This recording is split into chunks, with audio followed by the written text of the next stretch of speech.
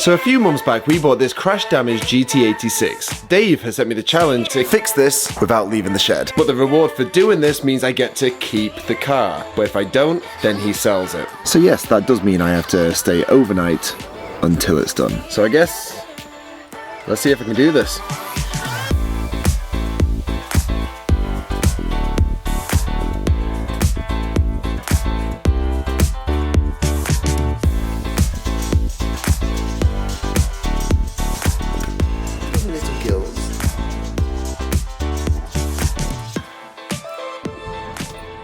So today's the day I lock myself in a shed. So good morning, people. I am just back from Dave's wedding and I got the red-eye flight back from Abu Dhabi. I've not had much sleep, but I'm going to be powering through because I have a car to build. I have to put the GT86 back together. I'm going to update you on a few of the rules before we get into it, because I know I'm saying I'm getting locked in the shed. I am allowed to leave the shed. I'm not allowed to leave the front gate of the yard, because the main reason for this was because the toilet is on the other side of the yard. So if I'm not allowed to leave the shed, then, well, I'm going to have to go to the toilet like Rocky does. Apart from that, I am going to be staying there. I am going to be sleeping there, and I need to do my food shopping, get the last of the parts, and pretty much make sure I've got everything to be locked in the yard. So first up, I'm going to go to Toyota to pick up the last parts that I ordered, and fingers crossed that will be all the parts that I need to get this car done. So well, hopefully the parts are there, because if they're not there, then I'm going to have a pretty bad time.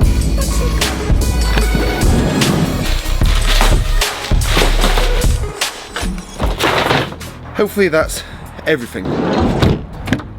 Next up will be SP Tools to pick up our new toolbox along with all the power tools. So looking forward to getting our hands on them, and hopefully I should have everything that I need for the job. So I will say one thing about building a more modern car. It's incredible that from Toyota you can pretty much buy all the parts, and pretty much I think everything is next day.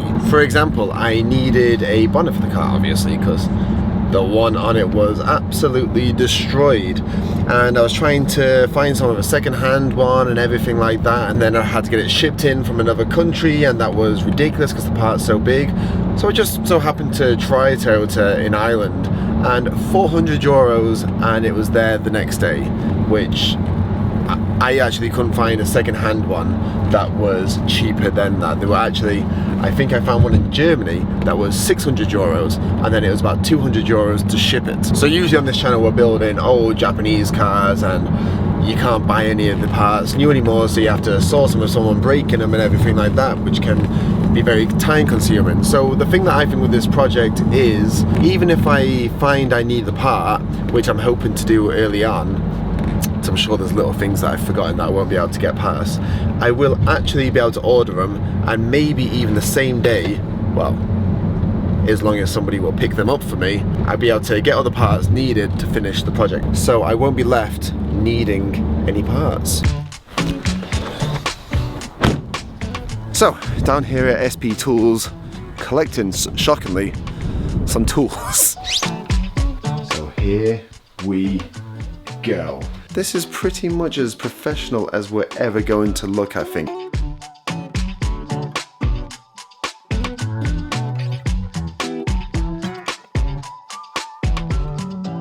This is the toolbox that we're going to be collecting today. Oh, I haven't even seen some of these tools before. Is that like a finger ratchet or something like that?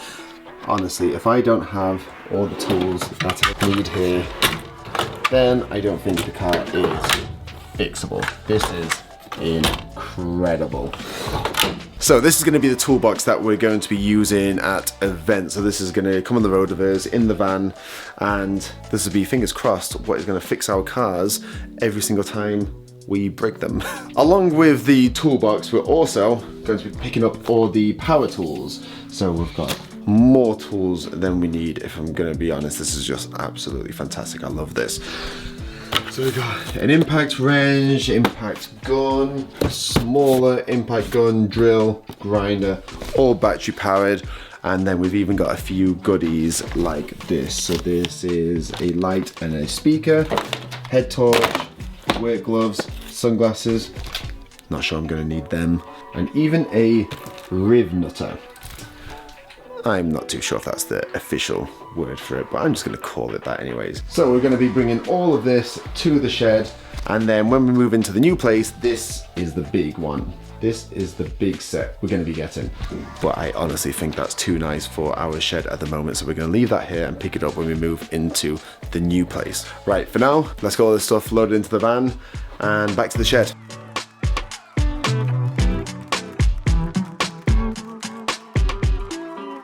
Just before I go, 10 mil for insurance purposes. So that's the tools got, last parts, and I guess the only thing I need to do now is get my food. And this is where it gets a bit tricky, because do I plan for staying in the shed a long time, or do I only get food for about 3 days, and that is the motivation for me to finish sooner? I don't know, I'll have a think about that whilst on the way to the supermarket.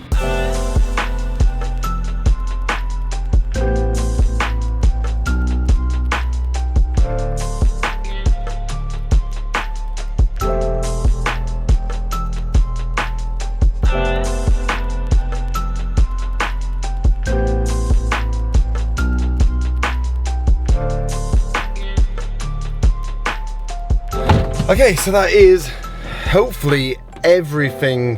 Shopping, tools, clothes, yeah, I guess time to go to the shed. And as a last supper, I got a cheeky Subway. From now on, it's pretty much microwavable meals. Let's go to the shed and start this challenge. So here we go, pulling in to the yard. The point of no return. I guess this is my new home for the next while. So here is what I believe to be all of the parts to fix the GT86. I also, along the way, got a few little mods. So I got a back box delete, the manifold, and a new filter to make it a little more sporty. So on the original video that I did, you may remember, if you saw it, that I was going to do a bit of a breakdown on the cost and keep you all up to date with how much it's costing me. So here it goes. In that video, we actually asked you guys to comment below how much you thought we paid for the car and the parts that we got with it. And the correct answer was £4,325. And the first person to comment that was John Barr. So make yourself known in the comments below, John Barr, and we'll be able to get you a merch pack sent out to you. So a breakdown of that: the car cost $3,500 and the parts cost $825, equaling $4,325. So since then, I spent $1,500 on some additional parts, bringing it up to $5,825. And then also we had to get the chassis jigged, which cost £600. So the grand total of parts that I've spent to this date is £6,425. So I think the challenge is simple. I'm going to try to finish this car, obviously for as cheap as possible, but this car cost £12,489. This car originally sold, God, the owner actually only had it for 2,000 miles before he wrote it off. This car was sold to the previous owner for £12,489, which that is my target to get under. So I guess the question is, how cheap can I rebuild this GT86 for? Drop a comment down below with your guess, and the winner of that competition will get a hoodie. So yeah, how cheap do you think I can get a GT86 on the road for? Obviously it needs painting and a few other things, but the challenge I'm going to set myself is under 7,000. Hopefully I'm not missing anything big. But again, that's part of the risk of buying a written off car. There could be some big problems revealed down the line, but I really hope they're not too big. There's probably a few of you looking at this saying it's not actually that much work to do, but the problem is I don't have anything to really go off of where stuff goes. There's loads of connectors. That's for the airbags. I don't know where that is. There's other mounts. I need to plate stuff up. And I guess I won't know if I forgot anything until I start putting it together. So yes, this could be a very quick project, or it could kind of turn out to be a disaster. Hoping it's more the first option, but we'll see how it goes. So you're all probably thinking the same thing of, where am I gonna go to the toilet? And as nice as a bush over there seems, I don't think it's gonna quite cut it for a number 2. So we do actually have a toilet at the shed, and I've never actually been in there. So this is it. Oh, I was actually expecting a lot worse. There's a few spider webs and everything. I'm happy with this. I'm sure the biggest thing that you're thinking is, where am I going to stay? And there were a few options. I could just stay here and hope there's no mice or rats or anything like that. And that was my plan. I was just gonna get a tent, put it in here, get a blow-up mattress. And to be fair, I would have been happy with that. But I am much happier with this. A crowd called Overlanding got in contact with me and said, would you like to borrow one of our tents whilst you're doing this challenge? And I can't believe what turned up. I am sorry, but I am not slumming it on this. This thing is ridiculous.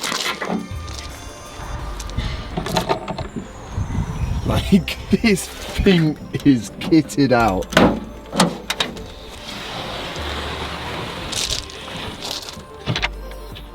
I would say I overlooked pretty much everything about staying here, and this has saved me so much. It's even got a diesel heater, I've got a fridge, oh, stove cooker. I thought it was gonna be a microwave meals for the next however many days, but I can have proper breakfast and everything. This is just incredible. Oh. Proper mattress and all. I am sleeping like a king. How awesome is that?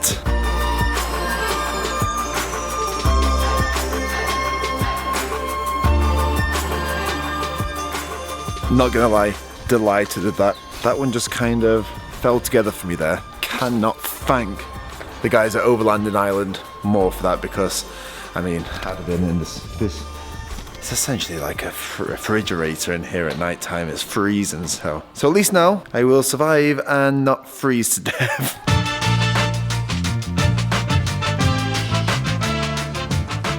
So just before I left, we got a seat, which I think is very fancy. It's got little drawers and everything like that. It's got little things for your cans of lubricant and stuff. And the first thing, I predicted you would say this. What did you say, Wayne? You're supposed to be sitting on the job, Josh. Not supposed to be sitting on the job, but that is a work stool. It's a workshop seat. Like it says what it is. I'm very happy about this because it should be about the right height to be here.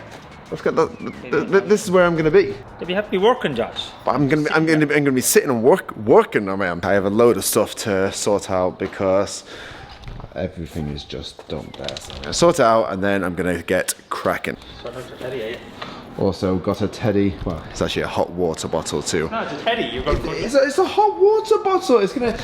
I can spoon it and it will keep me hot at night, or not freeze, anyways. Not Peter. Cuddle him. Yeah, I'm not sure I want to cuddle that. That is a scary ass teddy.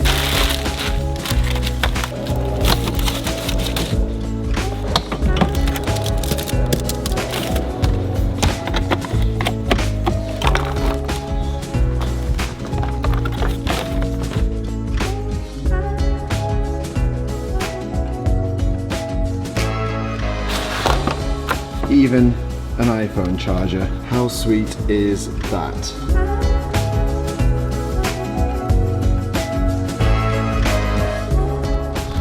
So I'm kind of prolonging this now, and there's only one thing to do, and I probably said this in this video about 100 times to start this, but I think I'm just gonna have to get stuck in. When I was changing the engine before Christmas, you may have noticed if you saw that episode that I didn't really have the exact work. I had my girlfriend's joggers on and it wasn't a good look. My ankles were showing and my arse crack was out and everything. So A very kind gentleman messaged me after that video, and I haven't really worn these. I was kind of waiting for the right moment to wear these for the first time and christen them, but I think the time has come to finally put some work pants on.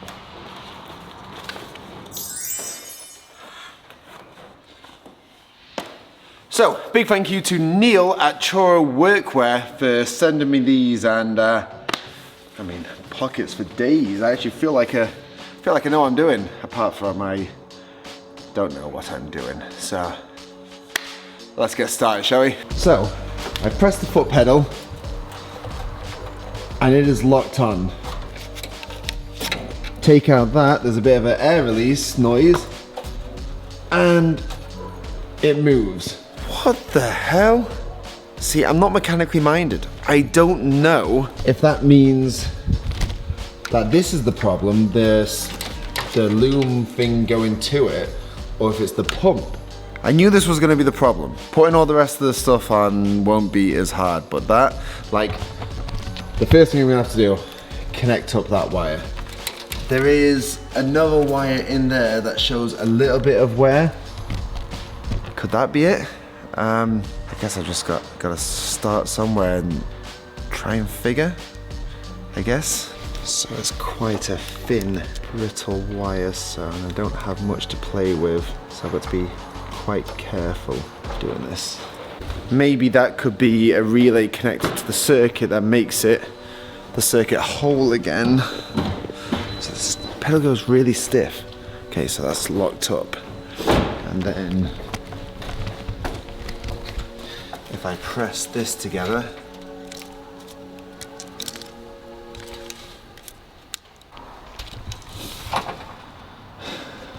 I think that was a bit wishful thinking. Not a great start. Unfortunately, I'm going to end this video here, as I do have to edit these videos whilst I'm here, so I need to give myself enough time to do that. On the next episode, I will still be here. I don't know what's up with the brakes. I don't know if it's the anti-lock braking system. I don't know if it's the wiring, but I will figure this out. So thank you so much for watching this episode. I'm going to be keeping you guys up to date on the Instagram, so if you head over to our Instagram account, I'll be doing all the stories and everything like that. So see you guys on the next one.